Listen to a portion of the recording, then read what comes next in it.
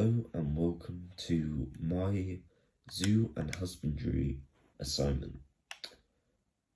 With my zoo and husbandry assignment, I have decided to create my enclosure in Minecraft.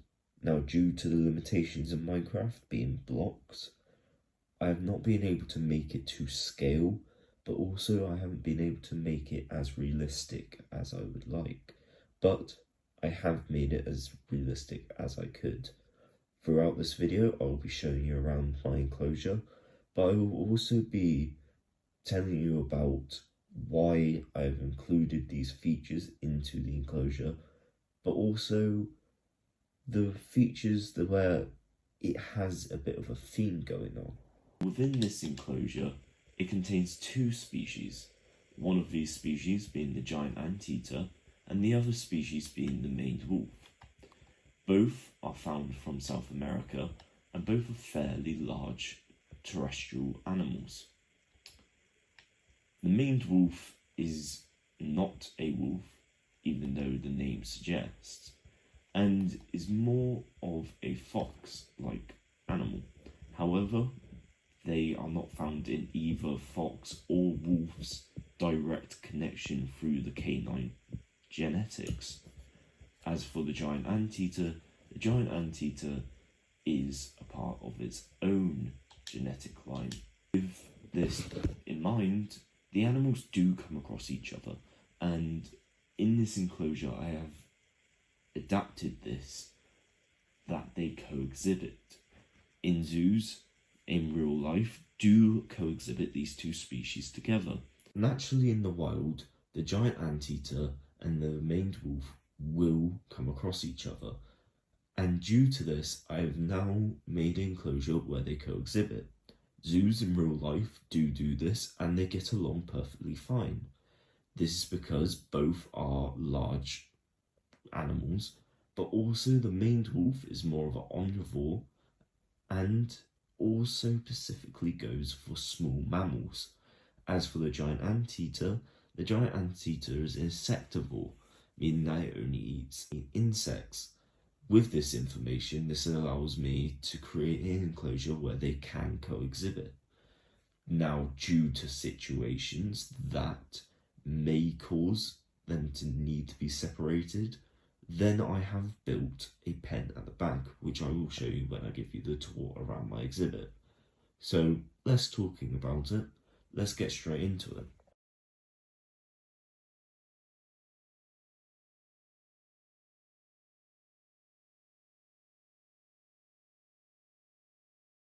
Hello, welcome to my exhibit.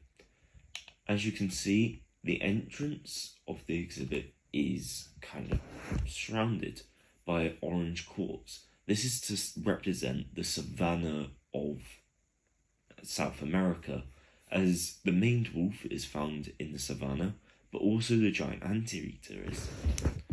As you approach the staircase, you will also see to your left that there is a ramp for disability use. This allows access for people who have disability and makes the zoo more accessible. Now, if you didn't want to go up top onto the viewing platform, that is fine. You can go along the bottom through the bottom of the viewing area, where you can get a land view of the animals and possibly up close. Throughout this area, you will see donation bins. This is to allow customers to make their donations towards the animals. This can help the zoo give the animals better enrichment and maybe even a possible extension. As you approach the other side, you'll see a change in build. This use of a mossy brick allows a tone of a jungle, as the giant anteater is also found in the jungles of South America. If you come along following the path, you could get another closer view with the protection of a wall, a mesh fencing, and electric fencing to keep the visitors safe. As you approach from the other side, you'll see another design of a jungly quartz, and it allows a bit more immersive feel to the area. As you approach onto the top, you'll see a variety of things. You'll see benches where you can sit down and have a view of the exhibit, or you'll also see an information board. This information board will give you statuses of the animals, such as the maned wolves are near threatened, but also the giant anteaters are vulnerable. You also find out that the giant anteaters' names are Gerald and Amy, as the maned wolves are Mitchell and Willow. All this different information will be shown on these boards. This will also be information on where they came from, what's their diet, and different facts about the animals to further intrigue the visitors, but also to widen their information on the animals. Also, as mentioned, there are donation bins to allow visitors to give donations to the zoo, and to allow that the zoo can employ more enrichment and better enclosures for the animals. That's the viewing area for the guests. Now, it's not a lot, however, with what's given, the viewing areas give a wide view of a savanna section and a jungle section, allowing a view of the maned wolves and giant anteaters, but also the maned wolves and giant anteaters can stay hidden if wanted, and we'll get into that in a bit. We approach on the back of the enclosure, you'll see a almost stone structure with doors. This is the staff section. In this section, there'll be screens showing CTV of the enclosure, but also of the guests, to make sure no one's chucking food or rubbish into the enclosure and everyone's alright. For the cameras in the enclosure, this can help us see where the animals are and if there's any problems with them. If you carry on through the staff area, you also see the water cleanser. This makes sure that the water is clean and fresh for the animals. If you carry on out this door, you'll also see that this path leads to the backstage area, where you're able to access different points of the enclosure for the keepers. When the maned wolves and giant anteaters are locked out into their lockout pens, the keepers can access the enclosure via this door. Now, it's very important that the animals are locked up when keepers go in. This is due to the fact that these two animals can be dangerous, and so we ensure the safety of our keepers. Coming down, you can come into their lockout area. It's very tedious. In here, you'll see that they have a straw bedding, but also some water. Over here, you'll see that they'll have heat lamps, where this enclosure will be kept at a certain temperature to ensure that the animal's welfare is max. There's also aircon for hot days. The keepers can access the other side of the lockout via doors through the centre. Both are the exact same, but there's one thing I haven't mentioned, the locked doors. These locked doors will lock along the sides, ensuring that the animals can't get through. But this isn't the only reason why they're here. They're also here for the back enclosure. This back enclosure can be used for the animals if they are injured, they're having babies, or you're introducing a new member to the enclosure. This allows the animals to be comfortable with their environment, out of the view of the public, but also that they aren't in the way of the other species. With this also means that this area allows the animals to come back here and just keep out the view of the visitors if they want. They have full-time access if no one's using the backstage enclosure, and therefore it allows them to be more comfortable with their environment. The enclosure has 3 sections, technically 4. The first section is the main enclosure. This section is split in half via environment. This half is the arid half, or the savanna. The savanna area consists of a wide berth of grass area, but also some trees to provide shade. But also, our main features are our termite mounds. These termite mounds are enrichment for our giant anteaters, and the keepers will try and sustain a healthy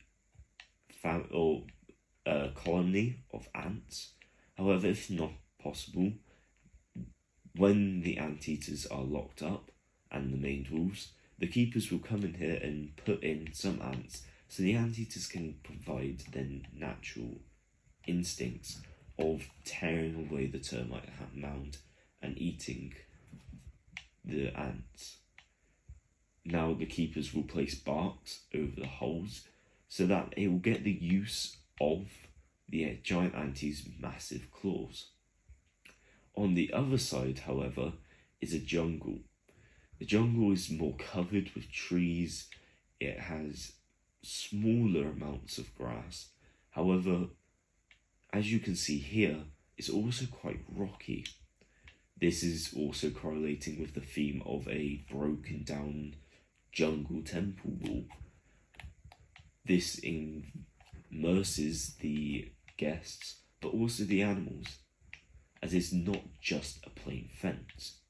Here you can see there is a water area which is constantly flowed through and is cleaned with the water pump in the staff area. With the wall over on the savanna side, it's meant to represent savanna rocks and how they can differentiate, but also you can also find a large savanna tree growing in the rocks with its twisted roots. Throughout this area you can find caves where the maned wolves might seek shelter, or even the giant anteaters. To ensure the privacy of the backstage enclosure, the walls are made to be at a height where when the guests are on the viewing platform, they can't see over and into their private area. This allows the animals to feel comfortable and they don't feel like they're being watched. Now, going over to the backstage area, this takes more of the savanna approach, but there are a few trees to provide cover. There are also termite mounds, just in case the giant anteaters were placed in there, but we've also made sure that there is a shallow river running through. The reason for it to be shallow is that any young can't drown themselves by accident, and this ensures the safety and health of the animals. As you can see, there is also a different lockout. This is in case the animals want a different shelter away from the smells of the other animals. And there, as you can see, that there is raised water. This raised water is to ensure that young can't again accidentally drown themselves if they were being reared in this enclosure. In here there is heat lamps, a lot more, to ensure that the heat is a correct temperature for young. You can see here I've used a variety of blocks to represent an electric wire, a mesh fencing, and an actual fence to ensure the safety of the guests. This is only ran around areas which haven't been blocked off by the natural looking fence or walling, but also, as you can see along the viewing platform, there is also fencing here. This is to ensure that guests can't just fall over into the enclosure, as giant anteaters have been very are very known to be aggressive but also powerful creatures. Anteaters have been known to be able to kill jaguars, a big cat with the hardest bite force in the world. The two different environments I have included into this exhibit allows the giant anteaters to feel like they are in both environments, but also giving the maned wolves a large area to move around in the plains, but they can also explore into jungles. The use of the aircon units and the heat lamps are to ensure that the animals are kept at the right temperatures, especially during winter months. This can be crucial and allows the keepers to monitor and maintain the well-being of the animals, which I have ensured is well suited for the animals. This is mainly because there can be babies and you don't want to house a baby anteater with maned wolves, as the mother giant anteater could get very defensive and swipe at the maned wolves, causing harm. This can be the other way around, where the giant anteater gets too close to the maned wolf's pups and the maned wolf strikes. Both circumstances can end fatal, and therefore I am ensuring the safety of both animals, if they have young, to be moved to the backstage area where they can rear their young to a sensible age, where they can be reintroduced to the larger part of the enclosure where the public can see them. With this, also, if the animals do not have young, they can venture into the backstage area if they need privacy. This is really important for zoos to do, as a study shows that when animals have the option, they tend to be in public view anyway. However, with the use of the information board, they can also put live video footage of the lockout area, so guests can see the animals if they are just at the backstage area. That is it for my enclosure. I hope this was a good example of what you can do with time and effort for the enclosure and fort. I have chosen to do 2 animals to show that actually with co-exhibiting animals, this can also be beneficial for the zoo itself, as it brings intriguing thoughts to guests, thinking that 2 animal species which they never thought would be in the same enclosure. With the different terrain uses for the walls, this allows guests to be immersed, and well, I hope that it's also immersed you. This has been my zoo health enclosure, and I hope you have enjoyed.